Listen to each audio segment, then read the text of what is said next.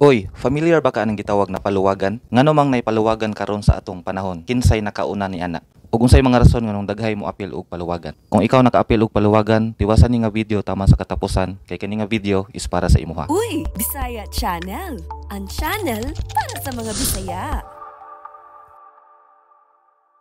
Sa atong panahon karon, common na kayo kanang gitawag na paluwagan. Bisag unsa na lang ang nanggawas na mga paluwagan, na ay cash paluwagan, na ay food paluwagan, na ay motor nga paluwagan. So karon, nganong na may gitawag na paluwagan? Asa ni siya gikan? Sa Pilipinas, common kayo ng mga paluwagan, no?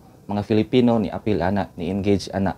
Pero ang paluwagan sa unang panahon ra na siya nahitabo ug dili sa Philippines. Sa una pa nanay gitawag nga paluwagan didto sa China sa tuig na 200 BC. Dugay na kaayo nanay paluwagan. Pero after ana na mga panahon, mga katuigan, is naay ni usbong na usa ka grupo, usa ka association na diha gisundog sa mga Filipino kanang gitawag na paluwagan. Before pa niabot sa Philippines kanang nauso nga paluwagan, nanay gitawag na ROSCA, ROSCA.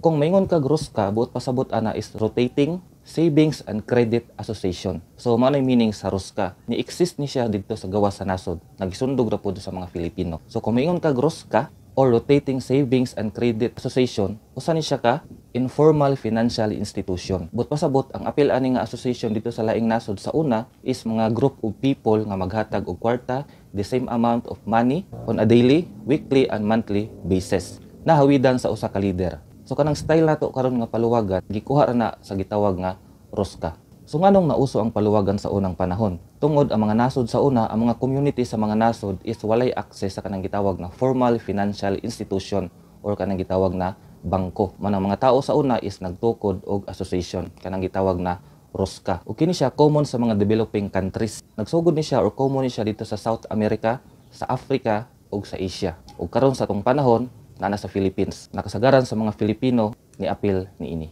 Og kaning gitawag na paluwagan, ang kasagaran nga mga apil is mga babae. So kung inyo makita karon sa social media, no, trending kaayo kanang gitawag na paluwagan. Ug ang kasagaran mga apil, mga babae. So tinuod yun ni siya mga ka-initiation kay sa una pa lang katong gitawag na ROSCA or Rotating Savings and Credit Association dito sa laing nasod is mga babae ang pirmi mga apil og na-adapt sa Filipino na kultura. Pero ang pangutana karon, unsay mga rason kaha nganong ang mga Filipino moapil og paluwagan? Number 1 is kanang gitawag na accountability. Kung kita moapil ta is mobayad ta on time para ang kauban nato nga mo receive ana nga panahon pod is makadawat on time. Sa ingana nga pamaagi is motaas atong accountability. Pero sad to say nay mga panghitabo nga dili pud na siya matuman. Kay ang uban dugay kaayo mamayad, manang uban pod nga receive na ana nga panahon is maagrabyado. Dili makadawat. Ikaduha nga rason nga ng mga Filipino moapil og paluwagan is tungod anang gitawag na nanginahanglan og instant money. Kung naka sa paluwagan na gitawag nga lump sum. Pero sad to say gihapon kung makadawat ng uban is dili na dayon mo bayad or maglisod na og bayad. Dili tanan ha, pero nay mga panghitabo na ing ana. Unsay disadvantage sa paluwagan? Number 1, domino effect. Number 2, kato mga members na early nakadawat is maka-feel og kakapoy sa pagbayad sa ilang mga obligasyon monthly. Kay sila nakadawat naman. Manang uban di na mo bayad. Ug ang mag-suffer is katong uban nga wala pa kabayad. Pero dili tanan gihapon. Kay napoy uban nga early makadawat is consistent gihapon magbayad sa ilang obligasyon kada bulan. Ikatulo nga disadvantage, walay interest. Kung magbutang ka diha wala kay interest nga makuha. May pang bangko na apay gamay nga interest. Ug ang pinakalas nga disadvantage anang gitawag nga paluwagan is makaguba og relationship. Mag-away-away na, bisag magsuon, bisag magparinti, mag-amigo, nag-away-away na. Ug mo ni nahitabo karon sa atong panahon.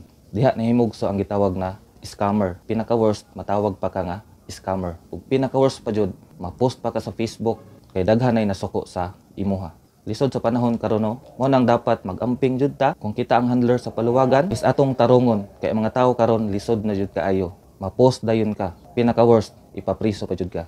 So padayon sa pagbuhat og maayo para peaceful lang ato ang komunidad. Sige kana natong video karong adlaw ug unta na poy na learn bisag gamay o magamit ninyo sa unahan. Sige daghan kay salamat sa pagtan-aw hangtod na pud sa sunod. Bye.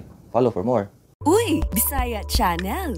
Ang channel para sa mga Bisaya.